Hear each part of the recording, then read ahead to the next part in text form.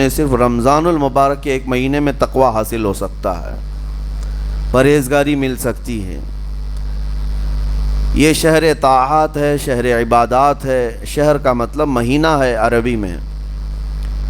اور دیکھیں کتنی سہولیات تمہارے لیے رکھی گئی ہیں کہ شیطان کے وسوسوں سے محفوظ رکھا گیا، کہ تمہیں مہینہ بھر شیطان اور اس کی ذریت سے، اس کے حملوں سے بچا کر رب تبارک و تعالیٰ نے اس مہینے میں رکھا ہے۔ تو اب میرے عزیزو، تھوڑی سی محنت کی ضرورت ہوتی ہے تاکہ ہمارا دل پاک ہو جائے۔ تھوڑی سی اور محنت اس میں کر لی جائے تو انسان کا باطن پاک ہو جائے۔ تقویٰ کیا چیز ہے اور اس کا حاصل کرنا کیوں ضروری ہے، میں آپ کو بتاؤں۔ تقویٰ کا مطلب سب سے اہم چیز یہ ہے اللہ کا خوف۔ یہ بنیادی چیز ہے، یہ بنیادی چیز ہے، اور یہ اگر بنیاد ہے تو ہر عمل میں آپ کے تقویٰ حاصل ہو جائے گا۔ کیوں پڑھتے ہو؟ نماز ایک ڈیوٹی سمجھ کر کے پڑھتا ہے تو کوئی مسئلہ ہی نہیں اس کا، یعنی وہ ڈیوٹی ادا کر رہا ہے۔ لیکن نماز میں اگر خوف خدا ہے، اللہ کے ڈر سے پڑھتا ہے، یہی تقویٰ ہے۔ روزہ کیوں رکھ رہا ہے؟ سب محلے میں رکھ رہے تھے، ہم نے بھی رکھ لیا۔ روزہ اس لیے رکھ رہا ہوں کہ لوگ برا نہ سمجھیں، یا اسلام کا ایک حصہ ہے، اتنی ہی نیت تھی تو پھر اس نے روزے سے کچھ حاصل نہیں کیا، لیکن اسی روزے کو اللہ کے خوف سے رکھا، یہی تقویٰ ہے۔ تو خوف خدا، اللہ کا خوف آ جانا ہر عمل میں، یہی تقویٰ ہے۔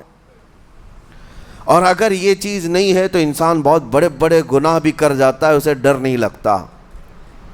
روزہ چھوڑ دیا، اسے کوئی خوف ہی نہیں ہے، بلکہ دھڑلے سے لوگوں کے سامنے کہتا بھی پھر رہا ہو کہ مجھے یہ سب چیزوں میں وشواس نہیں، یقین نہیں ہے۔ یہ باتیں اس زبان سے آتی ہیں جس کے ہاں اللہ کا خوف ہے ہی نہیں، اللہ کا ڈر نہیں۔ اسی لیے قرآن میں اللہ نے فرمایا لعلکم تتقون، تم پر روزے اللہ نے فرض کیے ہیں تاکہ تمہیں تقویٰ مل جائے، اللہ کا خوف۔ اور یہ کتنی اہم چیز ہے میں آپ کو بتاؤں، خوف خدا۔ خوف خدا کا مطلب کہ اللہ کا ڈر، اللہ کا خوف، یہ تمہاری پوری باڈی کو صحیح کرتا ہے، اندر سے بھی باہر سے بھی۔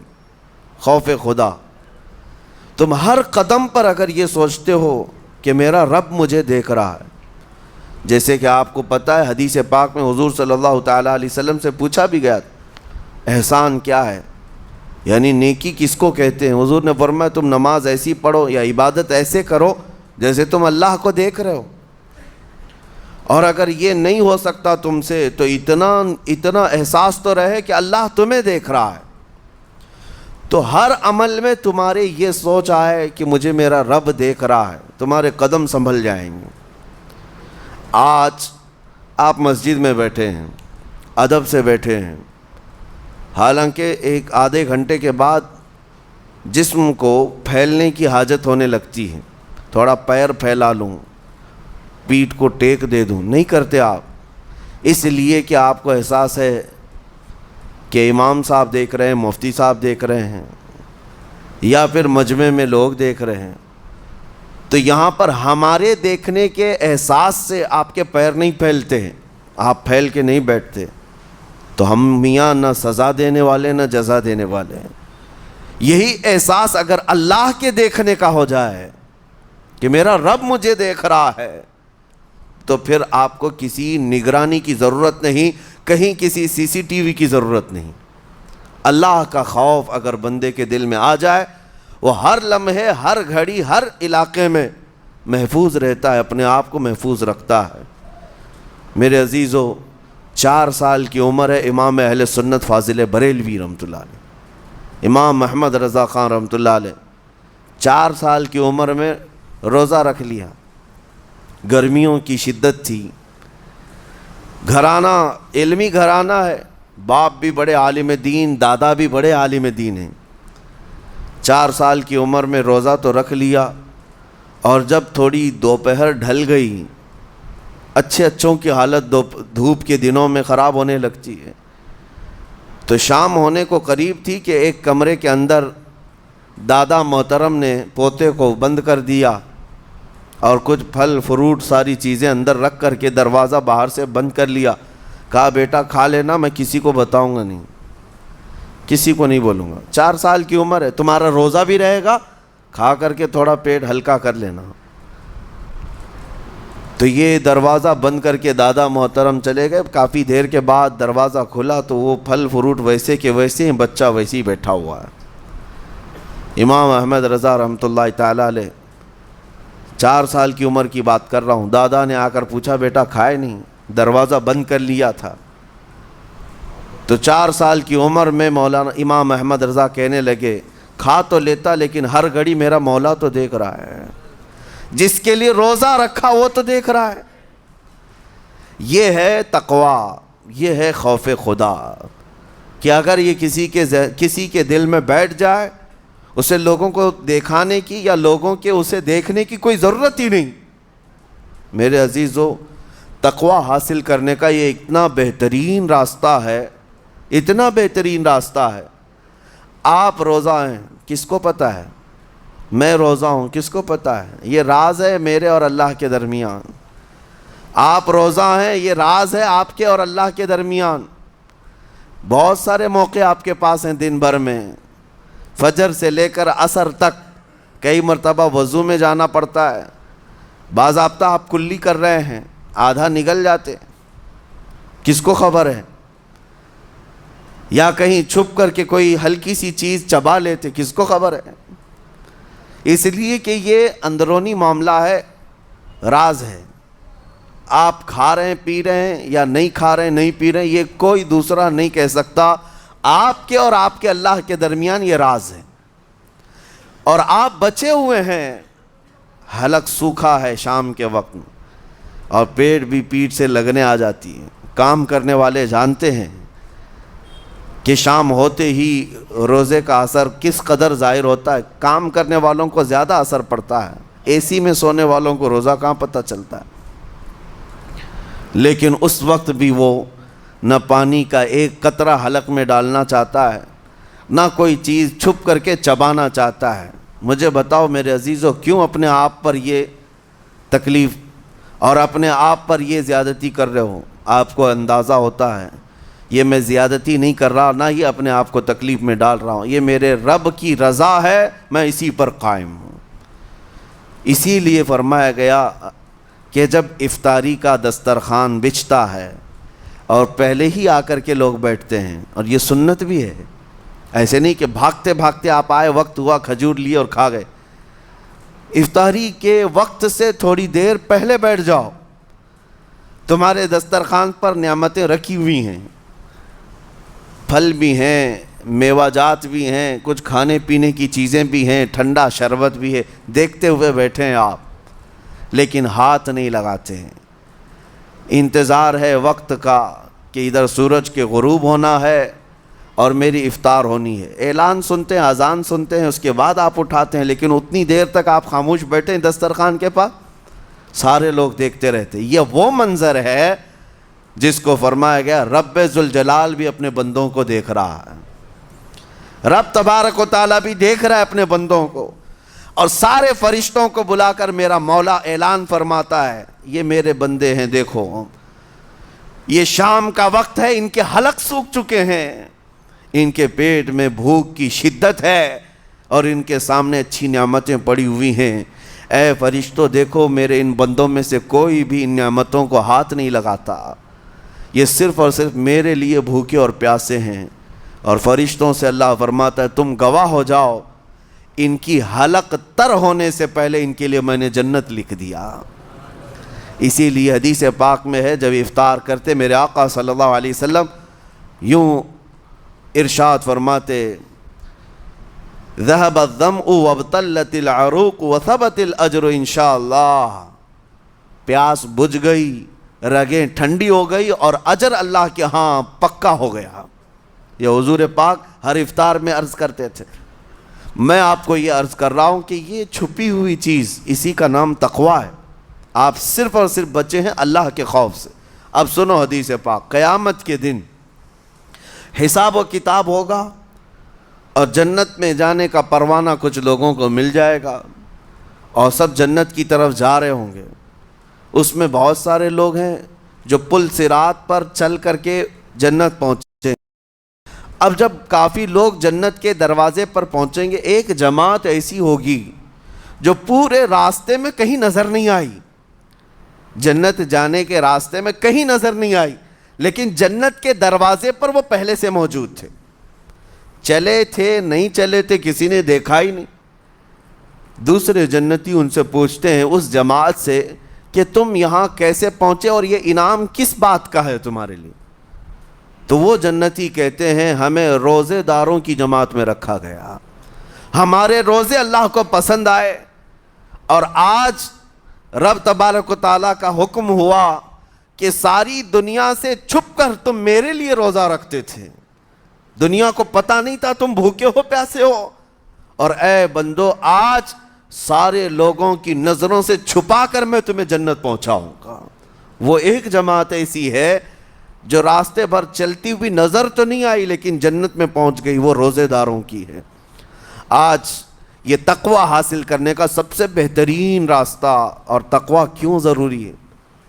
اب آپ کے روزے سے کچھ حاصل ہوا نہیں ہوا آپ کو دیکھنا بھی ہے، یہ نہیں کہ کیلنڈر کی طرح گنتے جاؤ، 1 ہو گیا، 2 ہو گئے، 3 ہو گئے، ہوتے جائیں گے، یہ دن تو چلتے رہتے ہیں، گنتے گنتے 20 بھی ہو جائیں گے، 25 بھی ہو جائیں گے، 30 بھی ہو جائیں گے۔ روزے گننے کا حکم نہیں، اپنے آپ کو سرچ کرو پھر تھوڑی سی ورزش کرنے کے بعد بندہ ویٹ تول کر کے دیکھتا ہے کم ہوا گھٹا ہے کہ بڑا، ہر دن دیکھتا رہتا ہے۔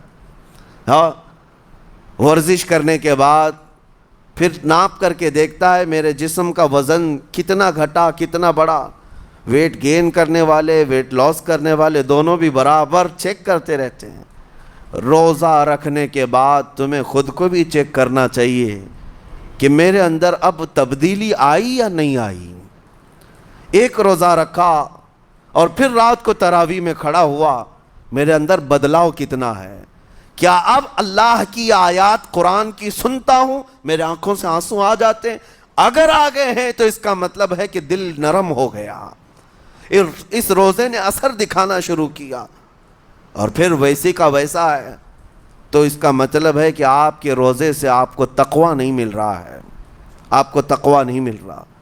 خوف خدا جب آتا ہے تو انسان کا دل موم ہو جاتا، نرم ہو جاتا ہے، اور اللہ کے عذابات سے، جہنم کے خوف سے، قبر کی سختیوں سے وہ رو پڑتا ہے، اس کی آنکھیں بہنے لگ جاتی ہیں، اور جب دل سخت ہوتا ہے پتھر کی طرح تو اسے نہ اللہ کی آیتیں رلاتی ہیں نہ آخرت کا تصور اسے ہلاتا ہے۔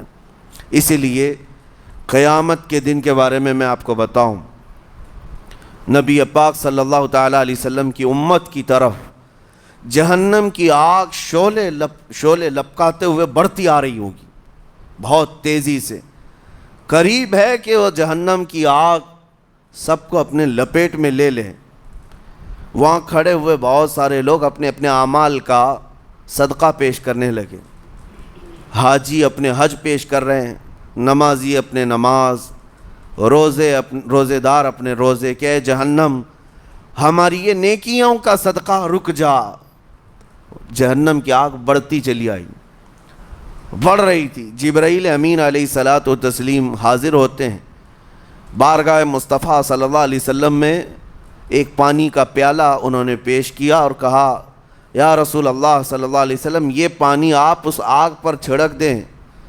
نبی پاک صلی اللہ تعالیٰ علیہ وسلم نے وہ پانی اس آگ کی طرف پھینکا تو آگ دور چلی گئی، جو جہنم کی آگ اچانک بجھ گئی، کافی دور چلی گئی جو امت کی طرف لپک رہی تھی۔ رسول رحمت صلی اللہ تعالیٰ علیہ وسلم نے پوچھا جبرائیل سے یہ اتنا اثردار پانی ہے کون سا؟ یہ جبرائیل امین عرض کرتے ہیں یا رسول اللہ یہ آپ کے ان امتیوں کے آنسوؤں کا پانی ہے جو رات کھڑے ہو کر اپنے رب کے خوف سے رویا کرتے تھے، وہ اللہ کے خوف سے تھر تھراتے تھے، ڈر کر کے ان کے آنکھوں سے جو آنسو آتے۔ جبرائیل امین کہتے ہیں میں نے وہ آنسو جمع کر رکھے تھے اور وہ آج میں نے آپ کے سامنے پیش کیا۔ ایک آنسو کا قطرہ جہنم کی آگ بجھانے کے لیے کافی ہے۔ موتی سمجھ کے شان کریمی نے چن لیے قطرے جو گرے تھے عرق انفعال کے۔ عزیزان گرامی وقار، یہی وہ تقوی ہے، یہی وہ خوف خدا ہے جس کے متعلق اللہ قرآن میں فرماتا ہے لعلکم تتقون، تاکہ تمہیں تقوی مل جائے، اسی لیے روزے رکھے گئے ہیں، روزے فرض کیے گئے ہیں۔ تمہارا دل اگر سخت کا سخت ہی رہ گیا تو روزے اثر نہیں کر رہے ہیں، روزے اثر نہیں کر رہے۔ اور ظاہر سی بات ہے کاموں میں برکت نیت سے ہوتی ہے، کسی بھی عمل میں برکت اچھی نیت سے ہوتی ہے۔ اگر کوئی روزہ اس لیے رکھ رہا ہے، جیسے بہت سارے فائدے گنائے جاتے ہیں نا، روزہ رکھنے سے کینسر نہیں ہوتا، روزہ رکھنے سے جسم کے فاسد مادے ختم ہو جاتے ہیں، نکل جاتے ہیں، ڈاکٹرز بھی مشورہ دیتے ہیں مہینے میں ایک مرتبہ، ہفتے میں ایک مرتبہ باڈی کو فری چھوڑنا چاہیے۔ تو یہ تو جسمانی فائدے تو رکھے گئے ہیں، لیکن اگر تم روزہ اس نیت سے رکھ رہے ہو کہ میری باڈی صحیح ہوتی رہے، تو گویا کہ تم تو اپنی دنیاوی غرض سے روزہ رکھ رہے تھے۔ یہ فائدے تو ملنا ہی ملنا ہے، یہ فائدے یوں بھی ملیں گے اللہ تعالیٰ کی طرف سے آپ کو، لیکن نیت وہ نہیں۔ روزہ رکھنے کی نیت یہ ہو کہ میرا رب مجھ سے راضی ہو جائے اور مجھے رب تبارک و تعالیٰ کا خوف اور تقوی حاصل ہو جائے۔ نیت میں برکت ہے، اور جن کاموں کو آپ اچھی نیت سے کریں گے اسی طرح ان کاموں میں اثر بھی پیدا ہوگا۔ روزہ رکھنے سے پہلے آج نیت یہی کریں کہ مولا تعالیٰ یہ روزہ میرے تمام برے اعمال کے لیے کفارہ ہو جائے، یہ ڈھال بن جائے۔ جانتے ہیں آپ اپنے نفس امارہ کو روکنے کا سب سے بہترین آلہ بھوک ہے، بھوک۔ جتنا آدمی بھوک کے ذریعے سے اپنے نفس کو مار سکتا ہے دوسری کوئی چیز نہیں ہے۔ آپ دیکھیں اس رمضان المبارک میں بہت ساری حلال چیزیں آپ کو حرام کر دی گئی ہیں، یعنی سحری سے لے کر افطاری تک۔ میں یہ نہیں کہہ رہا کہ شراب پینا حرام ہے، نشہ کرنا حرام ہے، وہ تو پوری زندگی بھر حرام ہے، لیکن آپ کو چاول روٹی تو حلال ہے نا، سبزے سیب پھل فروٹ تو حلال ہے، لیکن یہ حلال چیزیں بھی اللہ نے آپ پر حرام رکھی ہیں، روزے کے عالم میں نہیں کھا سکتے۔ سحری سے لے کر افطار تک یہ حلال لقمے، پانی تو حلال ہے، پاک ہے، لیکن آپ کے لیے روزے کے عالم میں حرام ہے۔ اسی طرح شادی شدہ مرد اپنی عورت کے ساتھ زندگی بھر کبھی بھی جمع کر سکتا ہے، رات میں سو سکتا ہے، لیکن حالت روزہ میں وہ حلال کام بھی حرام ہے، حلال کام بھی حرام ہے۔ اپنی عورت سے جمع کرنا حالت روزہ میں کیوں روکا گیا؟ کھانا پینا بھی حلال تھا، عورتوں کے ساتھ شباشی بھی حلال تھی، لیکن روزے کے عالم میں ان حلال چیزوں کو روکا گیا۔ تو آپ سوچ سکتے ہیں اس چیز کو، سوچ سکتے؟ وجہ یہ ہے کہ حلال چیزوں سے آپ کو روک کر بڑے حرام چیزوں سے بچانا مقصود ہے۔ آج اگر اپنے آپ میں اتنا کنٹرول کر لے جاؤ کہ چند حلال چیزوں سے دن بھر بچ سکتے ہو، انشاءاللہ رمضان کے بعد بڑی حرام چیزوں سے بھی اللہ آپ کو محفوظ رکھے گا۔ میرے عزیزو، برا ہے ان لوگوں کا، برا ہے ان لوگوں کا، برا ہے ان لوگوں کا جن کو میرے آقا صلی اللہ تعالیٰ علیہ وسلم نے دعائے ہلاکت فرمائی۔ اس سے بدنصیب کوئی ہو سکتا ہے جن کے لیے رسول رحمت صلی اللہ تعالیٰ علیہ وسلم کی دعائے ہلاکت ہوئی ہو؟ حضور صلی اللہ تعالیٰ علیہ وسلم ایک دن مسجد نبوی شریف میں تشریف لے جا رہے تھے، منبر پر آپ نے قدم رکھا، آمین کہا، پھر دوسرے زینے پر قدم رکھا، آمین کہا، تیسرے زینے پر قدم رکھا، آمین کہا۔ خطبہ مکمل کیا، صحابہ نے پوچھا یا رسول اللہ صلی اللہ علیہ وسلم ہر زینے پر آپ قدم رکھتے ہوئے آمین کس لیے کہہ رہے تھے؟ سنو، رسول پاک صلی اللہ علیہ وسلم ارشاد فرماتے ہیں کہ میں جب پہلے زینے پر قدم رکھا تو سید الملائکہ جبرائیل امین آئے اور دعا کرنے لگے۔ کیا دعا کیا؟ یوں کہا، یا رسول اللہ صلی اللہ علیہ وسلم وہ شخص ہلاک و برباد ہو جائے جو آپ کا نام سنے اور پھر اس کے بعد درود نہ بھیجے۔ حضور فرماتے میں نے آمین کہا۔ حضور کا نام سنتے ہی آپ کی زبانوں پر درود آ جانا چاہیے۔ اللہم صلی علی سیدنا محمد وآلہ وصحبہ وبارک وسلم۔ میرے آقا فرماتے ہیں دوسرے زینے پر قدم رکھا تو جبرائیل امین نے یوں کہا یا رسول اللہ صلی اللہ علیہ وسلم وہ شخص ہلاک و برباد ہو جائے جو زندگی میں اپنے ماں اور باپ میں سے کسی ایک کے بڑھاپے کو پایا اور ان کی خدمت کر کے جنت نہیں حاصل کر سکا بلکہ ان کو ایسے ہی چھوڑے رکھا، ایسا شخص برباد ہو جائے۔ حضور فرماتے میں نے آمین کہا۔ پھر جبرائیل امین نے کہا تیسرے زینے پر قدم رکھتے ہی میرے آقا فرماتے ہیں جبرائیل نے یوں دعا کی کہ اے اللہ کے رسول وہ شخص ہلاک و برباد ہو جائے جو رمضان کا مہینہ پایا لیکن اس کا ادب نہیں کر سکا، اس کا احترام نہیں کر سکا۔ حضور فرماتے میں نے اس پر بھی آمین کہا۔ جس کی ہلاکت کے لیے جبرائیل امین دعا کر رہے ہوں اور اس دعا پر سید الانبیاء آمین کہہ رہے ہوں، ایسے شخص کی بربادی کا کیا انجام ہو سکتا ہے؟ وہ کتنا بد نصیب ہوگا۔ اسی لیے میرے عزیزوں مسلمانوں میں یہ رواج ہی نہیں ہونا چاہیے کہ اٹھ کر کے پوچھتے رہیں روزہ ہے کہ نہیں ہے، روزہ ہے کہ نہیں ہے۔ مسلمان ہے تو روزہ ہے، اور یہ کوئی آپشنلی عبادت نہیں ہے کہ 4 رکھ لیا 2 نہیں رکھا، آپشنلی نہیں، یہ فرض عین ہے۔ ایک روزے کو چھوڑنے کا گناہ فرمایا گیا 600 سال تک اسے دوزخ میں رکھا جائے گا، 600 سال تک۔ یہ معمولی چیز نہیں ہے، اور جن کے پچھلے روزے قضا ہو چکے ہیں معاف نہیں ہوں گے۔ تھپڑ مار لیں گال پہ، توبہ توبہ کر لیں، معاف نہیں ہوں گے۔ توبہ تو کرنے کے ساتھ ساتھ قضا بھی کرنا ہوگا۔ جب موقع ملے سال بھر میں اپنے چھوٹے ہوئے روزوں کو واپس کرنا ہے۔ اس کی اہمیت میں آپ کو بتا دوں، ایک روزہ اگر جان بوجھ کر کے کسی نے توڑا یا چھوڑا تو جانتے ہیں اس کا کفارہ کیا ہے؟ اس کا کفارہ یہ ہے کہ اس کے بدلے میں دوسرے دنوں میں 60 روزے کنٹینیو رکھے۔ رمضان کا ایک روزہ پورا کرنے کے لیے 60 روزے رکھنے پڑ جائیں گے۔ ہاں اگر کسی عذر کی وجہ سے، کسی تکلیف کی وجہ سے چھوڑا تھا، بیمار تھا یا سفر میں تھا یا تکلیف کی شدت تھی، اس وجہ سے روزہ چھوڑا تھا، تو اس کے بدلے میں ایک روزے کی قضا ایک ہی روزہ ہوگی۔ لیکن بغیر کسی عذر کے، شہوت کی وجہ سے، نفس پرستی کی وجہ سے توڑا تھا یا چھوڑا تھا تو پھر 60 روزے رکھنے پڑ جائیں گے۔ اس سے اندازہ ہوتا ہے کہ ایک روزے کی اہمیت کیا ہے رمضان کے۔ اسی لیے میرے عزیزو یہ روزے آسان ہیں، روزے آسان ہیں، اس کو رکھ لو، اس کی جزا بہت بڑی ہے، اس کی جزا بہت بڑی۔ ویسے بھی آپ دوسرے دنوں میں لیٹ ناشتہ کرنے کے بھی عادی ہیں۔ ممبئی والوں کا تو حال یہی ہے، 12 بجے کے بعد 1 بجے 2 بجے تو ان کے ناشتے ہوتے ہیں، دوپہر کا کھانا تو شام 5 بجے ہو رہا ہوتا ہے۔ بس وہ ناشتہ سکپ کرنا ہے، دوپہر کے کھانے جو آپ کے ہوتے ہیں اس سے اور تھوڑا ایکسٹینڈ کر لیں تو افطاری کا وقت آ جاتا ہے۔ کوئی بہت بڑی دقت کی بات نہیں، کوئی بہت بڑے بوجھ کی بات نہیں، آسان ہے۔ آج الحمدللہ ہمارے 5 سال 6 سال کے بچے روزہ رکھ لیتے ہیں، تو بڑوں کو تو اللہ نے جو طاقت عطا کی ہے، روزہ ہرگز ترک مت کرو۔ لیکن ساتھ میں آج یہ میسیج ضرور دوں گا، نیت یہ کرو کہ مجھے تقویٰ مل جائے، مجھے پرہیزگاری مل جائے، اور یہ آپ کو خود چیک کرنا ہوگا۔ روزانہ رات کو نماز میں کھڑے ہو جاؤ تراویح کے، دیکھو کہ کتنی تبدیلی آ رہی ہے۔ آج میں نے روزہ افطار کیا، میرے اندر بدلاؤ آیا کہ نہیں آیا؟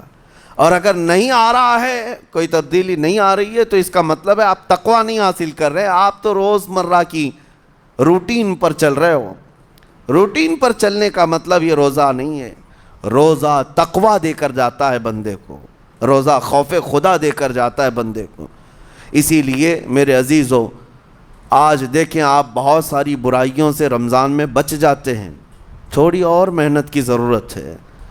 ہم نے دیکھا ہے بہت سارے گھروں میں، باقی عیاش گھروں کی مجھے کوئی وہ نہیں ہے، ان سے کوئی لینا دینا نہیں، لیکن نارمل مسلمانوں کے گھروں میں بھی ہوتا یہ ہے، عورتیں بچوں کو تلقین کرنا شروع کر دیتی ہیں، گانے بند کرو، ٹی وی بند رکھو، بہت ساری چیزیں بند رکھو کہ رمضان آیا ہوا ہے۔ اور رمضان میں اگر ٹی وی لگا بھی لیا تو کچھ اسلامک چیزیں دیکھنے لگ گئے، ماحول تم نے خود ہی بدلا ہے اپنے گھر میں، کچھ چیزوں کو آپ نے بدلا ہے اور کچھ چیزوں کا ادب آپ نے کرنا شروع کیا ہے، اسی کو اور تھوڑی سی محنت کے ساتھ بڑھا لیا جائے، قسم رب ذوالجلال کی ہر برائی رمضان میں ہی آپ سے ختم ہو جائے گی۔ جس کی کوئی چیز چھوڑنے پر نہیں چھوٹتی ہے وہ رمضان میں کر کے دیکھ لے، اللہ کی بارگاہ میں یاد کرے کہ مولا دن بھر میں تیری رضا کے لیے بچ رہا ہوں، مجھے میری باقی زندگی میں ان گناہوں سے بچا لے۔ وہ رحمان ہے، جب وہ تمہیں اس کے بدلے میں جنت دیتا ہے تو یہاں برائیاں کیوں نہیں چھڑواتا؟ یقیناً وہ برائیوں کو تم سے دور کرے گا۔ قرآن کا فرمان عالی شان لعلکم تتقون، اسی پر میں نے آپ کے سامنے بات رکھی ہے۔ روزے اس لیے فرض کیے گئے ہیں تاکہ تمہیں تقوی مل جائے، پرہیزگاری مل جائے۔ بعض لوگوں کو دیکھا گیا ہے رمضان المبارکہ میں بھی وہ اپنی بری حرکات سے باز نہیں آئے، ان کی روٹین ویسی ہی جاری رہی، نعوذ باللہ نظروں کی خطائیں بھی باقی رہیں۔ اور سب سے بری چیز یہ ہے کہ رمضان میں شیطان کی نیابت اگر کوئی کر رہا ہوتا ہے تو تمہارا یہ موبائل فون ہے۔ اکثر لوگ یہ سمجھتے ہیں کہ اس موبائل فون کو ہم استعمال کرتے ہیں تاکہ ٹائم پاس ہو جائے، روزہ کا وقت قریب آ جائے۔ اس ٹائم پاس کے چکر میں تم کیا کیا دیکھتے رہ جاتے ہو اور کہاں تک یہ چیزیں پہنچاتی ہیں تمہیں اندازہ بھی نہیں ہوتا، احساس بھی نہیں ہوتا، تو تمہاری رہی صحیح عبادت کو بھی یہ ہضم کر جاتا ہے، کھا جاتا ہے۔ اس کے استعمال پر اگر کنٹرول ہے تو خوب استعمال کرو، لیکن کنٹرول نہیں ہے تو اے نوجوانوں اس کا بھی روزہ رکھو، اس انٹرنیٹ کی بلاؤں سے محفوظ ہو جاؤ۔ اس لیے کہ بہتوں کو میں نے دیکھا ہے ان کے دن بھر اور رات بھر رمضان میں سوشل نیٹ ورکس پر مصروفیت ویسی کی ویسی ہے جیسے دوسرے دنوں میں تھی۔ وہ رات بھر چیٹنگ میں بھی مصروف ہیں، ایک دوسرے کو ادھر ادھر بھیجنے میں بھی مصروف ہیں، ساری چیزیں جوں کی توں چل رہی ہیں۔ تو تمہارے موبائل نے تمہیں تقوی سے بہت دور رکھا ہے، تمہیں رب تعالیٰ کے قریب ہونے نہیں دیتا۔ اپنے آپ کو بدل لو۔ ظاہر سی بات ہے یہ سخت چیز ہے، اگر کوشش کرو گے تو بچ جاؤ گے، اور تقوی اتنی آسانی سے تو نہیں ملتا۔ اپنے آپ کو سٹرگل کرو، انشاءاللہ العزیز دل پاک ہو جائے گا، پھر آپ کو اپنی زندگی کے اندر جو اجالے نظر آئیں گے وہ خود آپ محسوس کریں گے، آپ محسوس کریں گے۔ گناہوں کے اندھیروں نے دل پر ایسی کالک رکھی ہے کہ آپ کو کچھ بھی یہاں پر سمجھ میں نہیں آتا، ورنہ نمازوں کا لطف ایسا ہے، قرآن کا مزہ ایسا ہے، جسے یہ لگ جائے دنیا کی کوئی نعمت اس کے سامنے ہیچ نظر آتی ہے، کوئی چیز اسے اچھی نہیں لگتی، لیکن کب؟ جب اسے تقوی کا اجالا حاصل ہو جائے۔ میرے عزیزو، اللہ کریم کی بارگاہ میں دعا گو ہوں، مولا قدیر و جبار ہم سب کو تقوی و پرہیزگاری عطا فرمائے، اور ہم سب کے روزوں سے اللہ تعالی ہمیں پرہیزگاری عطا فرمائے۔ ان روزوں کے انوار اور برکات اور رمضان کے احترام کی ہمیں توفیق عطا فرمائے۔ مولا کریم تیری خشیت سے اور تیرے خوف سے آنکھیں جو بھیگتی ہیں ان آنکھوں میں ہمارا شمار فرما دے، تیرے یاد میں رونے والے بندوں میں ہم سب کو شامل فرما۔ وصلی اللہ تعالی علی خیر خلقی محمد وآلہ واصحابہ اجمعین، وآخر دعوانا ان الحمد للہ رب العالمین۔ السلام علیکم۔